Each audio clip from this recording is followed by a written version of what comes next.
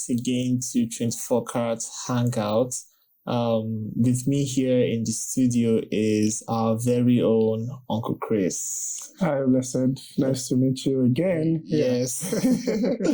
Nice to have you again, Uncle Chris. Thank you. Okay, so today we're going to be talking about an important topic, and that topic is career. Career is a major aspect of our lives, because it's something that we can't really run away from in a sense. So whether it's the conventional way, the conventional careers in terms of going to school or choosing to do something else, career is something that is an important aspect of our life. So we'll be talking about career today. Okay, so diving straight into today's topic, the popular question, or the most important question, Uncle Chris, how do you choose a career? How do you choose a career? Yeah, thank you very much for that question. It's important to understand that your career is the direction that you want to go when it comes to expressing yourself in the area of providing value for the society. And there are different ways that you can actually do that. Some people decide to go to school to become a doctor, a lawyer, an economist, different courses out there that you can actually study to become something. And then you fuse into the society by maybe building your own company or working for an organization or working for the government. But then the idea is that you are providing some level of value to the society. Yeah. So a doctor is serving the community by helping to address the issue of health diseases and improving health. A banker or an accountant is helping with the financials of people, So these things are ways that people actually add value to the society or ways that they serve the society. But then, of course, you do these things to also earn money because you are providing value in exchange for money. So people are paid salaries, people are paid wages, people are paid for the job that they do.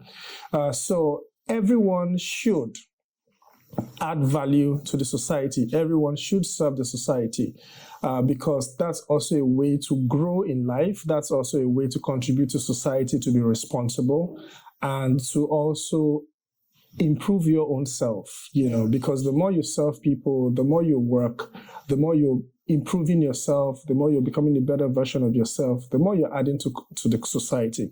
You'll be very useless if you don't have any way that you contribute to the world. Yeah. So if you're that person who always takes and you don't have a way where you give to the world, then you're not fulfilling part of your purpose as a human being, because the idea is that we all contribute towards improving humanity one way or the other. So people can go to school to build a career, and people can go to vocational schools. Vocational schools are those that are more into technical and skillful things. Mm-hmm. There are people who are more mental, in the sense that they gain knowledge, and the knowledge is more of mental skill. So most of the things that they do is from brain work, from intelligence, and all of that.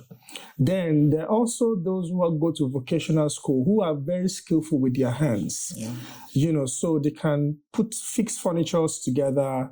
They can do very amazing videos. They can, there are a lot of things that people do. They can make clothes, they can make cake, and all of that. So there are people who are very skillful with their hands. So just looking at those two areas, it's fundamental that you think and say, okay, which kind of person am I?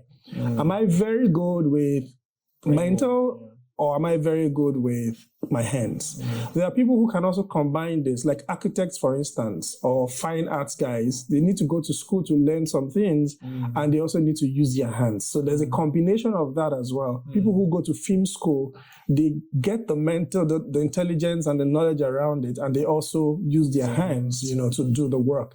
So these are like different, areas that you need to look at when considering to build a career. So you need to think about what kind of person am I? Am I the mentor guy, or am I the hand guy, skill guy, or am I both? Yes. So that's one thing to think about. And then it's also important to look at passion. What am I passionate about? There are people who just by the way they see life, they hate injustice. They will always fight for people. Yeah. Things as little as somebody offending or harassing their younger ones, they will go all out for that person. The trait is already there. Yeah. Like from when they were born and growing up, they had several traits that show that they hate injustice. They always fight for poor people. They always fight for people who don't have, the power and the resources. Yeah. And they always fight for people who are put down. These people, that they would be advocates. They would be freedom fighters. They would be lawyers. They would be, this type of people. There are people who, by skill, they just love to, from small, they're already carrying stethoscopes. They are trying to treat people. They are passionate about help. So passion is important because it shows the direction at which you're going in life. Yeah. Your gifts are important. There are things that you naturally could just do without anyone even teaching you. There are some kids that you just give them a piano like this. You don't need anybody to teach them. They figure it out. Yeah. They love it. They always want to be there. They always want to play it. You know that there's something about music that this person loves. There are some people, their voice is amazing. So it's important to look at what am I passionate about and how is it connected to my gifts? What are those natural talents and gifts that I have?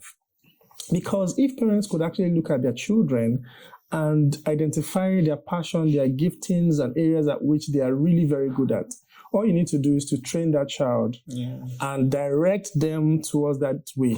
So if you have a child who loves music and I say you must be a doctor, they are stressing the child.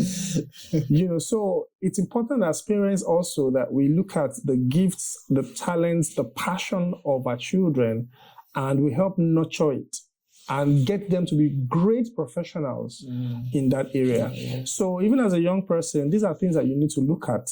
And then that would help you decide what career path to take and what class to even enter in your SS1. So you know that, okay, should I go to science class? Should I go to arts? Should I go to commercial? Because I've been able to identify my area of passion, my area of giftings, my area of talent.